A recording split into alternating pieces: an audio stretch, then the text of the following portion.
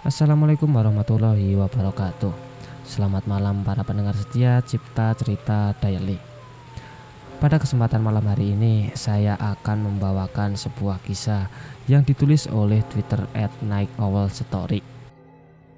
Pada cerita ini mengisahkan tentang 4 orang yang mau melakukan ritual di sebuah sungai. Jadi sungai ini bukanlah sungai biasa. Sungai ini merupakan pertemuan 2 atau 3 sungai menjadi satu aliran, yang konon katanya itu merupakan tempat berkumpulnya para makhluk halus. Kira-kira seperti apakah ceritanya? Mari kita langsung saja ke ceritanya.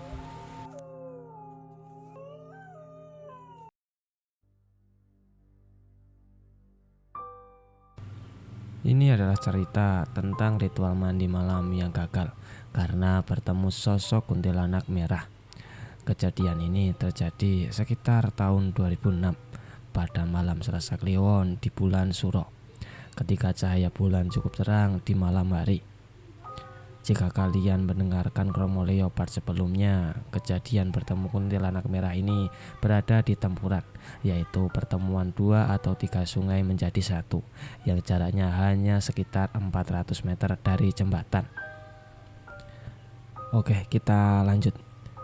Sore ini aku lihat ibuku masak cukup banyak dan terlihat enak. Ada telur balado, sayur lodeh, ayam goreng hingga kerupuk udah 1 toples besar.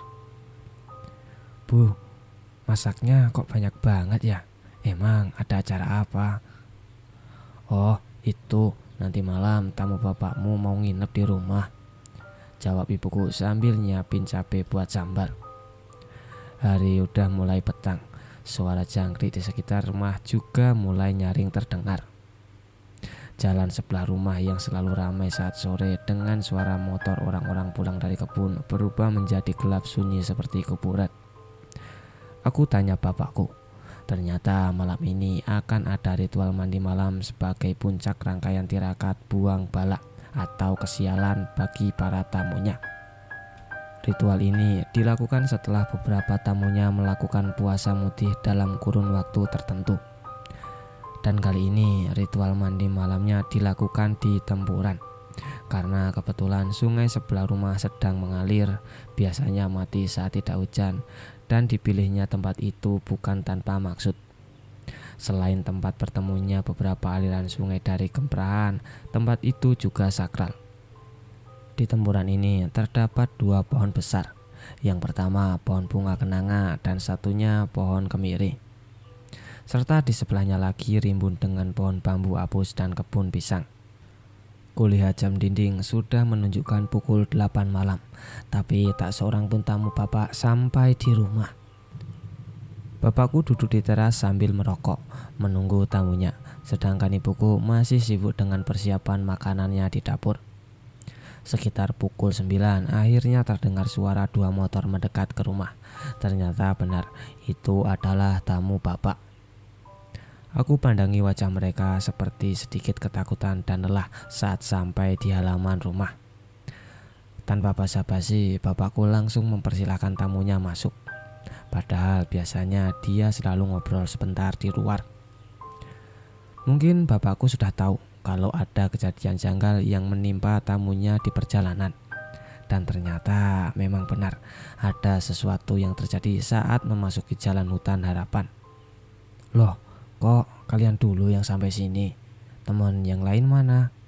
Tanya bapakku ke tamunya karena penasaran. Baru 2 motor, 4 orang yang sampai, padahal harusnya ada 12 orang yang datang malam ini. Anu pak, teman yang lainnya ke bengkel dekat balai desa. Ada 3 motor kena masalah saat berada di jalan hutan, jawab salah satu tamunya dengan suara lirih.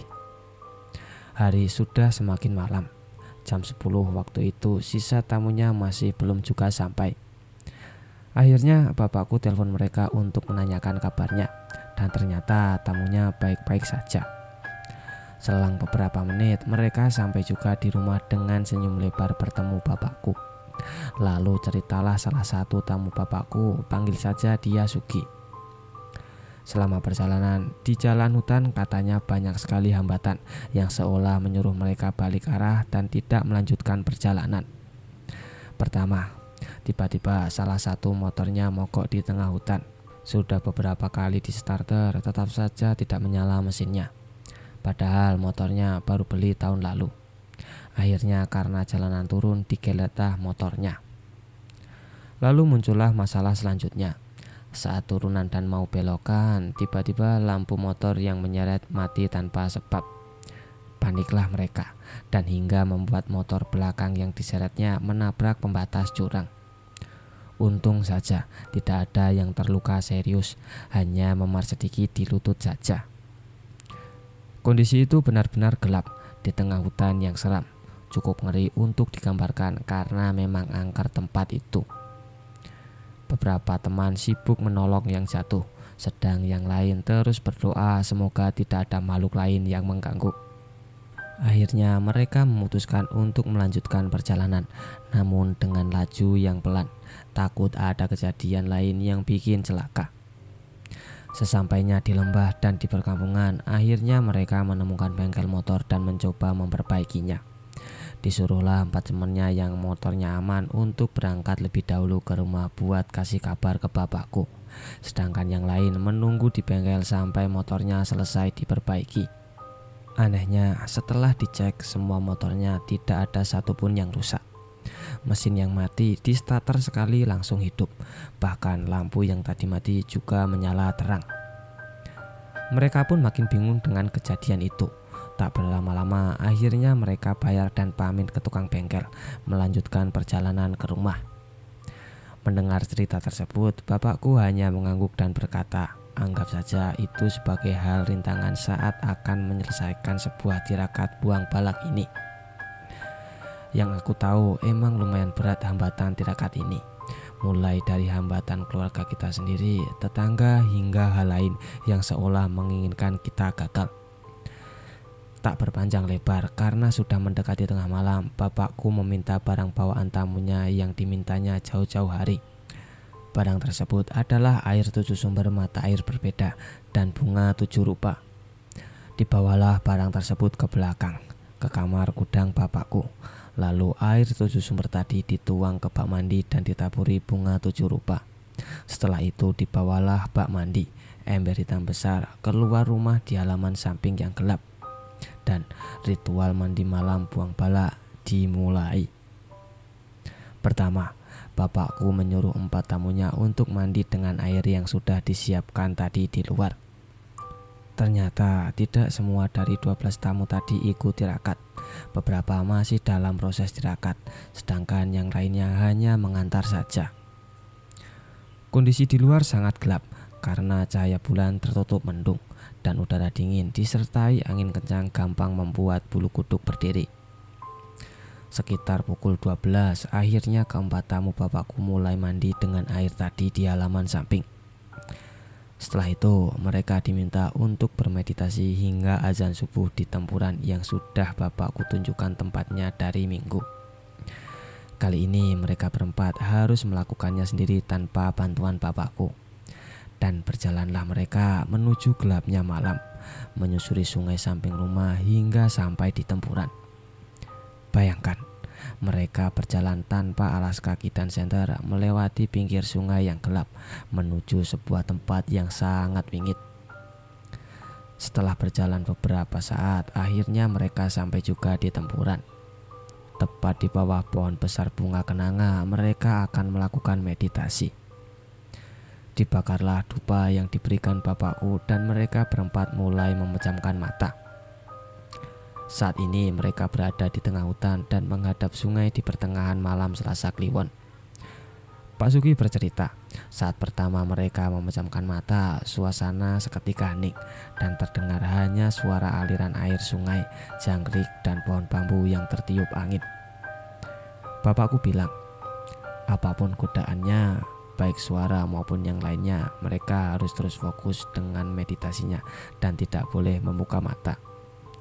Karena apabila mereka membuka mata, dikhawatirkan membuyarkan meditasi dan menggagalkan ritual malam itu. Dan benar saja, selang beberapa saat setelah memejamkan mata, Pak Sugi mulai mendengar